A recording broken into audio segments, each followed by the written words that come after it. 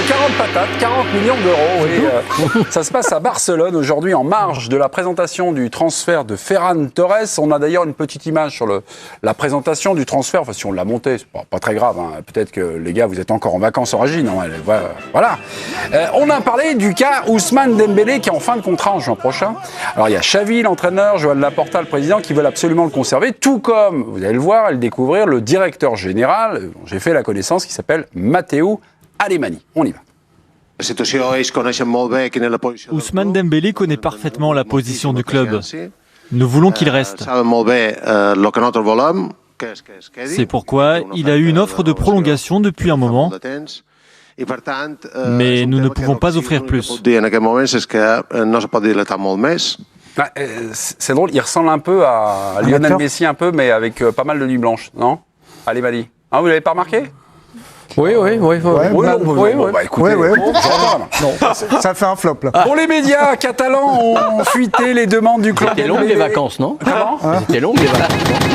J'ai envie de m'amuser, moi, mais si vous n'avez pas envie, si vous êtes déjà cramé en 2022. Bon, les médias catalans ont fuité les demandes du clan Ousmane Dembélé, qui veut, accrochez-vous bien, 40 millions de salaire plus 20 millions de primes à la signature. Dembélé manque-t-il de respect au Barça? Cette question, deux chroniqueurs vont s'opposer. Jingle. Oui, j'ai un nom. Le oui, c'est Claude Leroy. Le non, c'est Rico Blanc. Non, il ne manque pas de respect. Le welcome bonus, là, avec 20 millions de primes à la signature, alors qu'il est au club depuis 2017. Je vous écoute, pourquoi c'est non? Le manque de respect, pour moi, c'est insulter l'institution, l'entraîneur, ses joueurs. Il a été acheté, c'est pas son problème. Il arrive en fin de contrat, comme beaucoup. Il pense qu'il peut obtenir mieux ailleurs, c'est une réalité. Les 40, j'en sais rien. Il voit que Ferran arrive pour un transfert de 50 millions. Maintenant, il a été absent 700 jours. Moi, maintenant, ma position, elle est simple, c'est qu'aujourd'hui, malgré les objectifs élevés, tu l'utilises moins pour les 6 derniers mois, c'est clair, et tu fais émerger d'autres joueurs que Dembélé. Mais il a le droit de partir et d'aller chercher mieux ailleurs. Ok, Claude Leroy. Oui, c'est un petit manque de respect, pourquoi? Oui, c'est un manque de respect, surtout un manque de respect vis-à-vis de lui-même, plus que vis-à-vis du Barça, finalement, parce que 700 jours, Rico l'a dit, c'est quand même énorme sur 5 années au Barça. Je crois que c'est Xavi qui a mal joué le coup en disant très vite qu'il le considérait comme le meilleur joueur du monde. Donc il l'a fait monter un petit peu dans les régimes. Dembélé s'est persuadé qu'il était intouchable au Barça. Et je pense que l'erreur originale de cette affaire vient de l'entraîneur. Ok.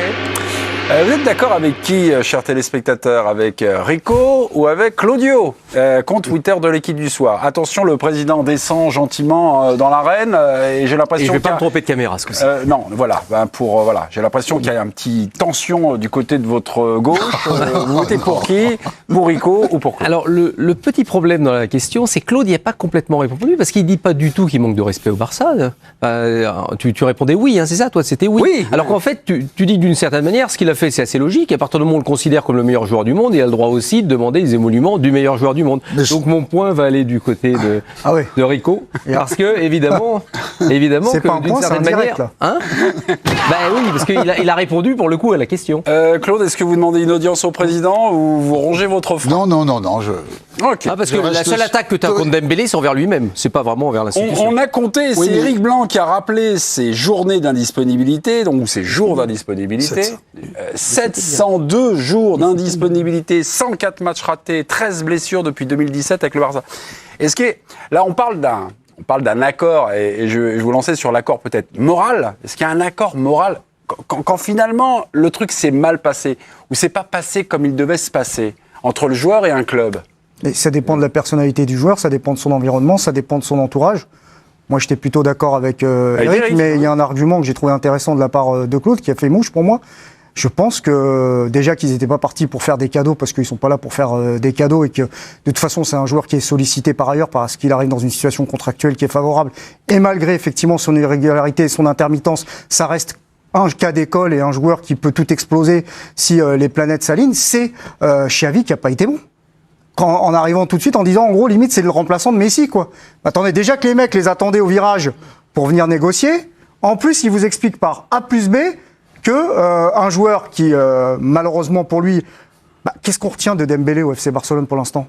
Des fulgurances, rien d'autre. Et juste là-dessus, on vous explique que c'est peut-être le meilleur joueur du monde. J'ai bien compris, enfin non, j'ai compris, mal compris finalement l'argument de Claude, et je vous le renvoie. En quoi ça s'est retourné ? En quoi finalement le fait que Xavi dise que Dembélé fait partie des meilleurs joueurs du monde, en quoi ça s'est retourné dans le but d'une prolongation ? Parce que les joueurs sont fragiles souvent, parce que leur environnement les rend encore plus fragiles.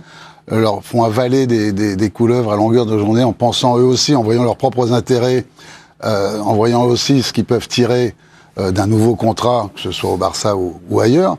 Et je pense que quand je disais qu'il s'était manqué de respect de lui-même là où Hervé est intervenu, c'est-à-dire qu'il a complètement oublié, lui, ce que le Barça avait fait pour lui dès le départ, et lui avait fait peu de choses pour le Barça. C'est à ce titre-là que, respectant pas son propre parcours au sein des Catalans, il a finalement un petit peu oublié ce qu'il aurait dû faire. C'est peut-être quelques précisions, non mais juste quelques précisions. Bien sûr. Il est revenu, il vous a réexpliqué son point de vue. Est-ce que vous donnez le point à Claude ou vous le maintenez, Eric ? Non, malheureusement, j'ai trouvé que c'était KO premier round quand même. Là, il aurait fallu, vous savez, un début de match nul, quelque chose sur KO. Mais est-ce qu'il met pas la barre aussi haute pour pas y aller, en fait. Aujourd'hui, à partir du moment où il est en fin de contrat, il sait que de toute façon, la prime à signature, 20 millions, c'est pas un truc exceptionnel. Parce que le même joueur, il y a combien ? Il y a quelques années, il valait combien ? 150 millions 140, 100 plus des bonus, en fait. Donc, pour l'acheter, il fallait payer 140, 150 millions. Lui, ce qu'il demande, c'est 20 millions pour rester ou aller ailleurs, parce qu'il ne faut pas arriver. Quand il ira dans un autre club, que ce soit n'importe quel club anglais ou ailleurs, il va demander aussi une prime à la signature qui sera la même. Quand on parle de Kylian Mbappé partant au Real Madrid, on parle d'une prime à la signature chez les médias espagnols monstrueuse. Les carrières ne sont pas les mêmes. Oui, mais à partir du moment où tu peux l'avoir, tu demandes. Après, tu verras bien. Bon, Gilles, vous en avez réglé certains transferts, vous avez réglé des situations de club. Lorsqu'un joueur arrive en fin de contrat à 6 mois du terme de son contrat, les carottes sont cuites ou c'est très difficile de refaire signer un joueur, de faire prolonger un joueur. Le monarque a dit une chose très juste, c'est que Xavi est parti en palme sur ce coup-là. Et connaissant l'entourage un petit peu de Dembélé, ils s'y sont engouffrés à vitesse grand V. Après, les sommes, bon, après, on suppose, parce que les sommes qu'on entend, c'est que des suppositions. C'est plutôt des médias catalans qui fuitent. Alors, est-ce que c'est l'intérêt du club du Barça de faire fuiter ? On connaît un petit peu les... Je pense pas, ni pour les uns ni pour les autres. Je pense que c'est pas une bonne chose de faire fuiter ce genre de choses. Ouais. Maintenant, tout a été dit. Les deux, ils ont défendu leur cause. J'aime pas trop ce mot respect.